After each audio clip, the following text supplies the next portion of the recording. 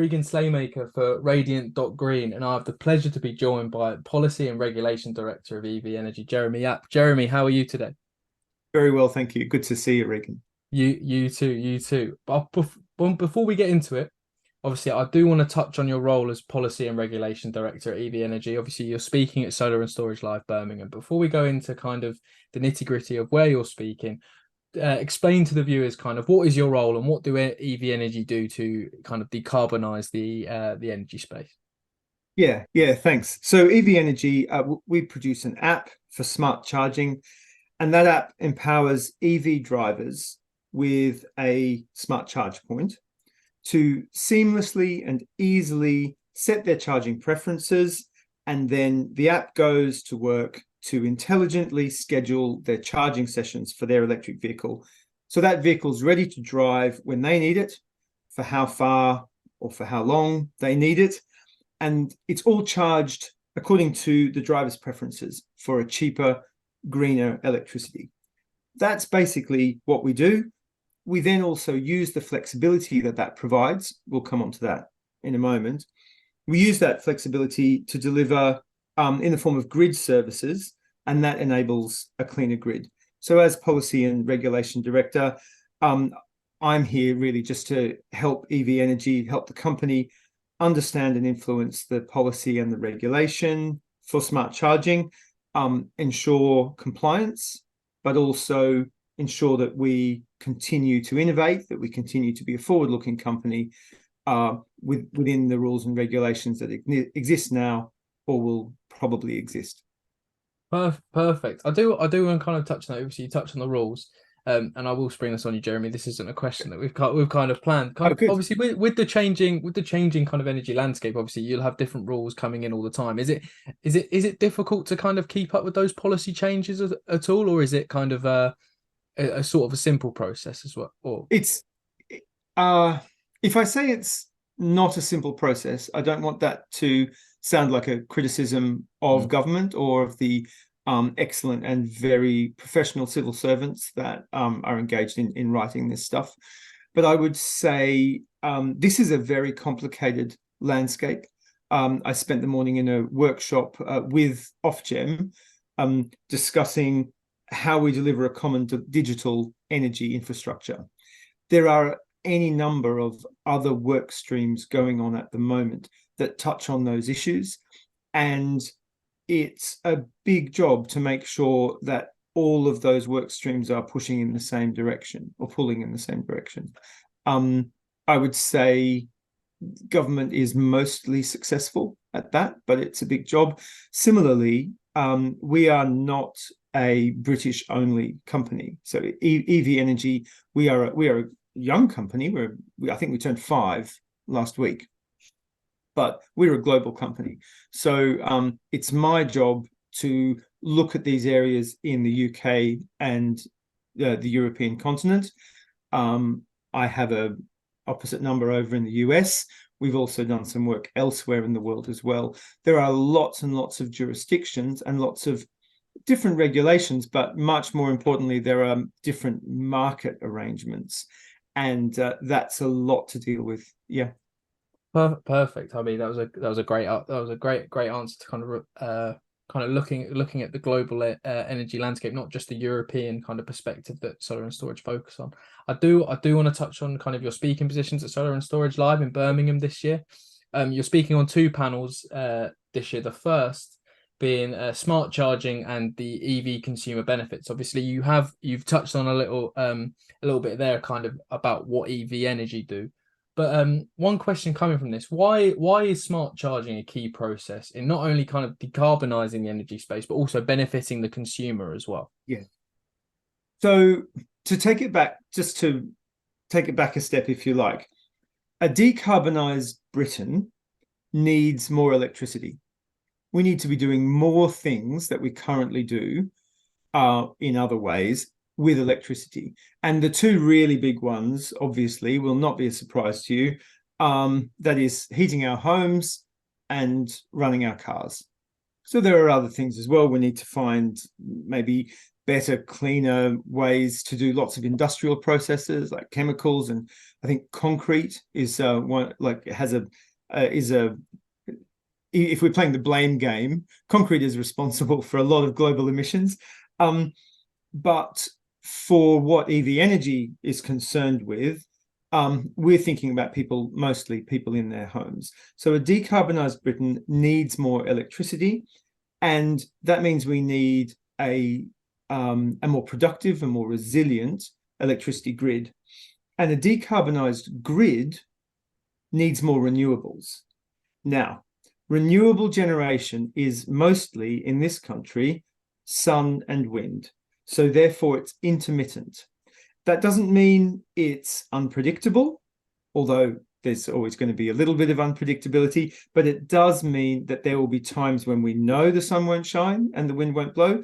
There'll be some times when we get a pleasant or unpleasant surprise.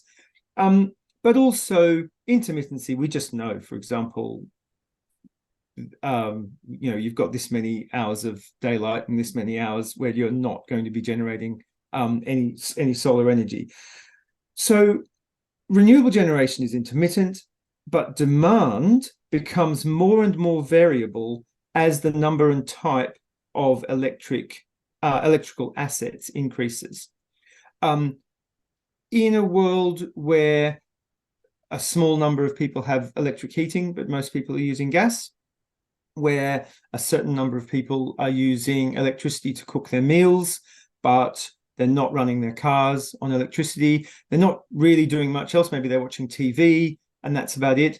You actually have a fairly good idea of when you're going to have peaks of demand on the system. When you start getting a lot of heat pumps in buildings, which operate differently because they generally they can store that energy, for example, in a hot water tank. And when you get lots of people driving cars that are run on electricity, then your variation for when people are going to be using electricity at scale becomes a little bit less easy to predict. So as that variability increases, we can turn this into a good thing. So that's a challenge, but we can turn that into an opportunity, because if it's more variable, then it can also be made to be more manageable or more able to be influenced. The old way of managing the electricity grid was to forecast demand. Yeah, we would say, right, it's going to be a cold night, therefore we know people are going to be using a lot of electricity. Or we think England is going to win the World Cup, and therefore at full time, everyone is going to make a cup of tea, something like that. So that's at a fairly macro level, like next week is going to be cold, so we need to be ready. Or tomorrow afternoon at 4 o'clock, there's likely to be a surge on the grid. And as a result of that, system operators could adjust generation to meet those expected spikes or troughs in demand. That's the old way. The new way is quite different. Instead of forecasting demand and adjusting generation, now, and this is so exciting, I really do love talking about this, we now forecast generation and can there influence and adjust demand to meet those expected levels of generation. This is just amazing that we do it, that we will be doing this. It's great. Smart charging, then, if what you're doing is reducing the absolute highest peak, yeah, that you are going to need, then what you're doing is reducing the cost of grid reinforcement and grid infrastructure, which otherwise could easily be up to £1/3 of a trillion by 2050. It's a lot of money. And if we can reduce that amount, that saves everyone money. So it enables the decarbonisation of the grid, which is our best chance of avoiding climate breakdown. You asked about consumer benefits. I would say the primary value of smart electric vehicle charging, as opposed to just, I'm going to plug in my car and charge it when I want to. Firstly, it's convenient to have smart charging because the car is charged to the level you want it when you want it. With a dumb charger, if you don't want your car fully charged, you need to remember to turn it off. But with smart charging, you can set that program so you can control the amount of charge in your vehicle's battery. It's also cheaper because we have something called a time of use tariff. And time of use tariff is one of the primary ways that we do what I mentioned before, which was influence or adjust demand. And basically, you say, when there is a lot of energy or electricity on the grid and we want people to use it, we want to get rid of it, let's make the price cheaper. When there's not so much and we're concerned about the levels of generation, what we'll do is we'll make it more expensive. And the idea is you more than even out at the end, so there is a benefit for the consumer. But we use those time of use tariffs to push consumer behavior in the ways that we want to. The final thing that we do with smart charging, and I mentioned this earlier about the value of flexibility, reducing that 300 or so billion pounds that we would otherwise have to spend on grid reinforcement in the next 3 decades. If we reduce that, then that flexibility, that element of energy you didn't use, actually becomes quite valuable. So rather than just reward consumers with a cheaper time of use tariff, we can also say, well, you've given us some flexibility, so we'll give you some other reward for being a flexibility provider. Thank you for being an essential part of what is essentially a nationwide virtual power plant of connected or pseudo-connected electric vehicles. Does that make sense? It does. I mean, it's exciting times in regarding Yeah. regarding kind of the smart charging and the kind of and how that relates to grid flexibility as well. It kind of all touches on kind of the second panel discussion that you're speaking on. So unlocking domestic flexibility to better balance the grid and reduce cost to customers. You've touched on it there, kind of a global, in the end, a global saving of kind of $300 billion. I think. Oh, that's just the UK. Just sorry, a UK saving Yeah. of 300 billion, but it's Yeah. incredibly exciting times. I don't want to go into it all again, but kind of what are the particular kind of technologies that are specific technologies that are helping the customer kind of reach this level and reach this level of decarbonisation? Yeah, sure. So the next big thing coming down the electric road is vehicle to everything, or V2X. And this is related to, a lot of people have been comfortable with the term V2G, vehicle to grid. And basically what we're talking about here is bidirectional charging. So you have a battery in your car, you can charge that battery, and then you can drive around in it. Or if the price is right, what you may prefer to do is charge the battery when, for example, when electricity is cheap, and then you can discharge that battery. If you don't need to drive somewhere, or if you don't need to drive a long way, you could discharge some or all of it into another battery that you use for your home needs, straight back into the grid, for which you will receive payment, or any number of other systems that we might have, more than we need to go into now. But that's a really, really exciting technology, which will be a game changer. We have recently published a paper on this, which I will send you the link, and maybe we can provide that alongside this interview. The other really important technologies that we're interested in clearly are, and this is really very obvious, the fact that all new electric vehicle charge points in homes must now be smart. So we have this incredible resource, if you like, of smart responsive charge points. And similarly, vehicles are getting smarter as well. So one of the things that I really love about ev.Energy, which I've only recently joined, is the fact that we work with the information from the smart charge point and the control that gives you. We also work with the smart vehicle, the telematics in the vehicle. So just to give you an illustration, if I could, of what I was saying before. So ev.Energy, our history, we're just a young company. But we've already delivered close to £1 million in smart savings to consumers. So our drivers are currently saving around, well, up to £650 a year on their electricity bills, just because we shift them to cheaper tariffs. And the rewards that we provide for providing that flexibility, we've distributed around about £170,000 of rewards already, just to consumers, to thank them for participating and providing that flex. So, for example, that's a real key to engagement, is you've got these multiple avenues of benefit. So a typical customer can save up to £60 a year receive up to £60 a year in rewards, but then actually save a good 10 or 11 times that by using a cheaper tariff. So what we've done with our virtual power plant, that's active, and that's been dispatched more than 2,200 times already this year, in a way that makes the grid easier to manage.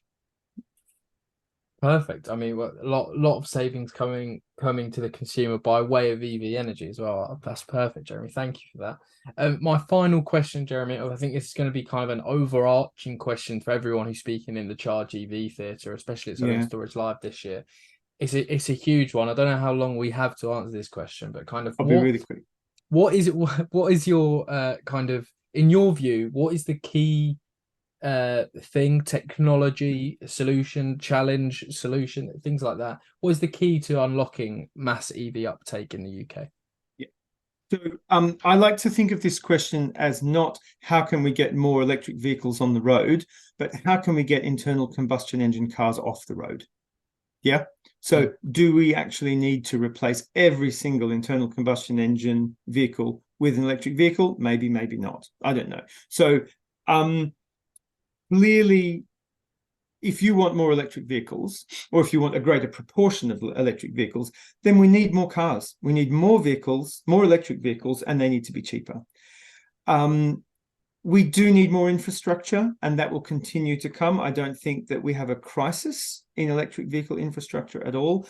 But I think we need to continue to build out that infrastructure, whether that's public infrastructure, whether that's private infrastructure in people's in people's driveways, and so on.